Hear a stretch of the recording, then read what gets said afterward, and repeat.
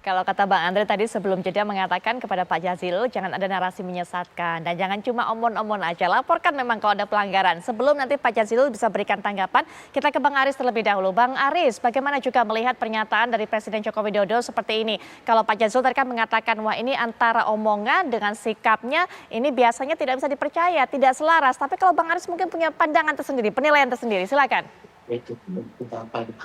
Ya, terima kasih. Kalau kami dari TPN Ganjar Mahfud tentu yang pertama mengapresiasi apa yang disampaikan oleh Pak Presiden Jokowi bahwa beliau tidak akan ikut kampanye karena memang sudah seharusnya itu dilakukan as a presiden. Juga sebelum-sebelumnya suara-suara dari istana misalnya Pak Koordinator Staf Sus Presiden ya Pak Ridho Payana berkali-kali menyatakan Presiden tidak kepikiran kampanye, beliau fokus kerja. Dan memang seharusnya as a presiden beliau melakukan hal yang seperti itu. Karena sebenarnya Mbak, apa yang disampaikan Pak Presiden bahwa Presiden boleh kampanye, sebenarnya itu kalimat yang belum lengkap secara undang-undang. Kalimat yang bisa membuat masyarakat bingung, bisa membuat masyarakat menafsirkan hal yang lain dan juga jajaran-jajaran di bawah Presiden itu melakukan penyalahgunaan. Karena apa? Di dalam Undang-Undang 299 di pasal 299 Undang-Undang Pemilu dikatakan Presiden dan Wakil Presiden boleh berkampanye ketika ia menjadi incumbent. Dan jika tidak menjadi incumbent di pasal 281 ketika beliau ingin melakukan kampanye itu harus cuti ya. Cuti artinya apa? Cuti itu dia bertindak Presiden Joko Widodo sebagai Pak Jokowi, bukan Presiden Jokowi. Karena apa? Karena ini ada bedanya. Kalau cuti itu artinya tidak boleh menggunakan fasilitas negara seperti misalnya kendaraan dan lain sebagainya, hanya melekat misalnya keamanan. Nah, ini yang tidak disampaikan oleh Presiden dalam konferensi pers pertamanya di Halim itu saat itu yang di sebelahnya ada Pak Prabowo itu di belakang pesawat tempur itu. Nah, ini yang tidak dijelaskan, akhirnya masyarakat bisa menafsirkan lain loh. Kok as a presiden sebagai presiden boleh? Artinya apa? Kalau presiden tidak boleh berkampanye karena apa? Presiden itu juga presidennya Pak Ganjar Mahfud, presidennya Gus Muhaimin dan Pak Anies, juga presiden Pak Prabowo Gibran, Pak Prabowo dan anaknya Pak Gibran misalnya. Nah, itu yang terjadi karena kalau misalnya sebagai presiden itu kepala panglima tertinggi dari angkatan bersenjata, panglima tertinggi polisi, panglima tertinggi dan kepala birokrasi dari pusat sampai daerah. Kalau beliau berkampanye sebagai presiden itu artinya semua hal di bawahnya itu boleh berkampanye. Nah, ini yang tidak boleh penyalahgunaan dan Presiden tidak pernah menyampaikan cutinya itu loh. Nah, kalau beliau pengen berkampanye sampaikan saja. Saya cuti dan itu sebagai Pak Jokowi bukan Presiden Jokowi. Nah, ini yang harus disampaikan ke masyarakat. Jadi saya rasa Pak Presiden menyampaikan hal kemarin itu juga karena apa? Karena desakan dari para guru besar, dari para akademisi dan masyarakat. Kalau masyarakat sipil dan para akademisi tidak bergerak, saya yakin Presiden mungkin saja sudah mengagendakan di kalendernya itu nanti kampanye tanggal 10. Tetapi karena justru masyarakat sipil bergejolak, beliau wah bahaya juga kalau saya presiden ini bisa kepuasan masyarakat turun dan malah yang saya dukung nanti nggak jadi melakukan tindakan seolah-olah tidak ingin kampanye. Padahal masyarakat ini resah karena presiden tidak pernah menjelaskan harusnya sebagai presiden tidak boleh berkampanye. Beliau kalau mau kampanye itu sebagai Pak Jokowi, bukan Presiden Jokowi. Ini yang harus dijelaskan secara clear dan ini tidak pernah dijelaskan oleh Pak Presiden. Kami dapatkan intinya. Nanti Bang Andre juga bisa berikan tanggapan. Apa karena memang didesak seperti itu, akhirnya Pak Jokowi mengeluarkan pernyataan seperti ini. Tapi menurut Mas Hensat bagaimana? Apakah Pak Jokowi waktu awal-awal mengatakan presiden boleh kampanye hanya cek-cek ombak saja? Bagaimana reaksi masyarakat? Ya sebetulnya kan sebelum kita masuk ke interpretasi undang-undang atau bacaan undang-undang, kan harusnya kita baca dulu undang-undang dasarnya. Itu ada Sumpah Presiden, pasal 9 kalau saya tidak salah. Itu jelas-jelas mengatakan bahwa Presiden itu disumpah untuk seadil-adilnya, selurus-lurusnya. Jadi sebelum membaca undang-undang yang lain, yang ada aturan-aturan yang tadi misalnya boleh berkampanye kalau incumbent atau untuk partai politiknya gitu ya. Dan interpretasi bacaan lainnya itu dipahami aja sumpah presidennya. Dia akan menjadi presiden seadil-adilnya, selurus-lurusnya kalau saya tidak salah. Ya dipikirin aja udah adil atau belum. Kalau Pak Jokowi belum ngerti juga baca lagi aja sumpah yang pernah dia sampaikan. Kalau belum paham juga baca lagi sampai paham. Karena itu kan mudah dimengerti itu. Seadil-adilnya, selurus-lurusnya itu. Sehingga mestinya tidak perlu ada perdebatan tentang bagaimana interpretasi undang-undang. Kalau memang sumpah presidennya sudah dipahami gitu ya. Nah, Kemudian sampai kenapa kemudian Pak Jokowi perlu menyampaikan bahwa dia tidak akan berkampanye? Pak Jokowi ini kan orang yang sebagai politisi dia sangat jenius. Sehingga memahami betul apa yang bisa membuat citranya dia terpuruk. Oke.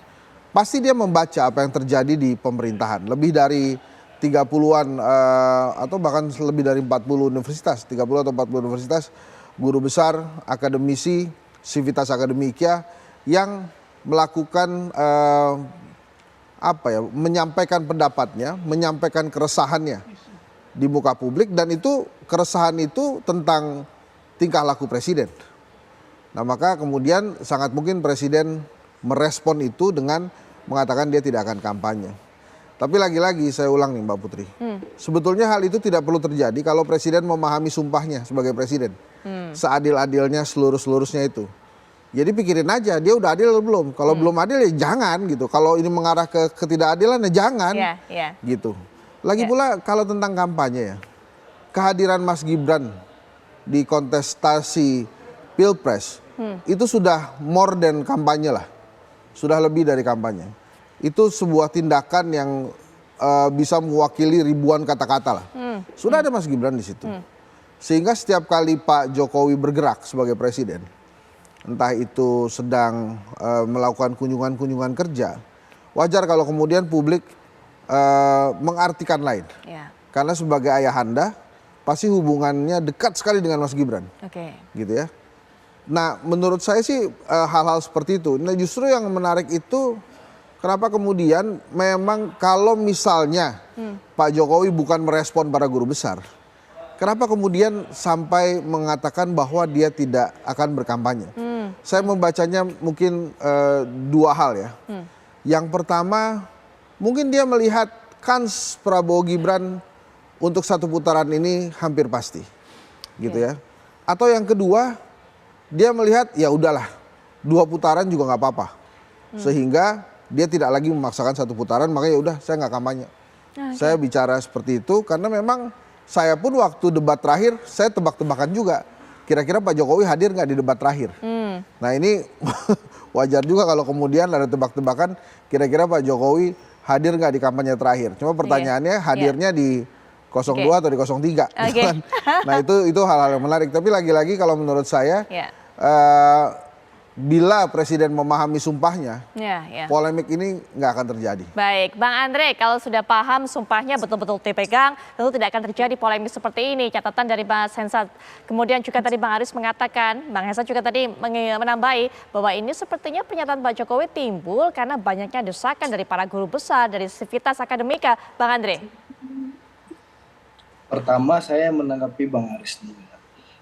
Berapa bulan yang lalu Bang Aris, senior Bang Aris itu sebelum sakit, Bang Adiana Pitipulu itu selalu menyampaikan di depan saya, lu lihat Andre, nanti Pak Jokowi akan berkampanye untuk pasangan Ganjar. Itu berulang-ulang kali depan saya maupun di ruang publik beliau menyampaikan. Itu menunjukkan Pak PDI Perjuangan tahu persis bahwa tidak ada larangan presiden untuk berkampanye asal sesuai dengan undang-undang. Nah, Aris tadi sudah menjelaskan dengan baik itu. Ya, jadi begitu. Jadi waktu itu PDI Perjuangan, politisi PDI Perjuangan, Pak Adian sudah menyampaikan Pak Jokowi akan berkampanye untuk Mas Ganjar. Nanti setelah November. Memang ternyata itu batal terjadi. Satu ya. Lalu kedua ke Bang Hensat. Saya ingin sampaikan, Bang Hensat, kenapa presiden menyampaikan itu? Menurut saya jelas bahwa tanggal 10 besok kampanye terakhir ya, di GBK. Banyak sekali pertanyaan dari publik selama 1 minggu terakhir ini yang menanyakan apakah Pak Jokowi akan datang hadir di GBK atau tidak. Nah, wajar pertanyaan ini sudah seminggu lebih, tentu Pak Jokowi ingin meluruskan. Mas Gibran sudah menyampaikan tidak akan datang, tapi kan masyarakat ingin menunggu keluar statement ini resmi dari Pak Jokowi. Ini menurut saya tidak ada hubungannya soal dengan kampus-kampus ya. Tapi ini soal menjawab pertanyaan masyarakat yang penasaran. Di mana penasaran apakah Pak Jokowi datang tanggal 10 atau tidak. Sama penasarannya masyarakat Sumatera Barat yang bertanya kepada saya, Pak Prabowo datang nggak Bang Andre hari Jumat besok di Padang atau hari Sabtu di Bukit Tinggi, kampanye akbar terakhir tim kampanye daerah Partai Gerindra dan Pak Prabowo dan Mas Gibran yang masing-masing insya Allah akan 30.000 orang yang hadir baik di Kota Bukit Tinggi maupun di Padang.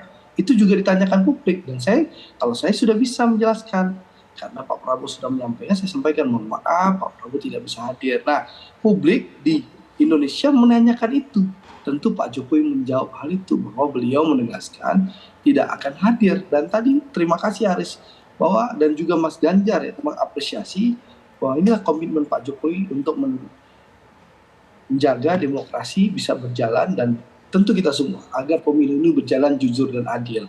Sekali lagi ya, kita buktikan nanti di TPS. Kalau Gus Jazil masih penasaran, mau bangun opini, mau bangun narasi, ada kecurangan, monggo Gus, laporkan, ungkap, jangan omon-omon penyesatan kepada rakyat. Jangan rakyat dinabobokkan, dibangun narasi menyesatkan, seakan-akan ada kecurangan, tapi satu pun bukti kecurangan tidak bisa disampaikan, tidak ada yang dilaporkan. Gitu loh. Kasihan rakyat dibodoh-bodohi, dibangun narasi sesat untuk kepentingan paslon tertentu. Kasihan rakyat. Baik, Bang Andre. Tidak hanya omon-omon tanpa bukti dan data. Itu loh. Baik. Kasihan rakyat loh. Baik. Ada politisi yang begitu ambisi tapi nggak bisa memberikan bukti. Kasihan rakyat. Baik, nanti Bang Andre lanjut. Pak Jazil juga nanti bisa berikan tanggapan dan juga Bang Aris, Mas Hensat juga, tapi setelah jeda berikut ini kami akan segera kembali. Nanti Pak Jazil silakan, nanti kita akan kembali saat lagi.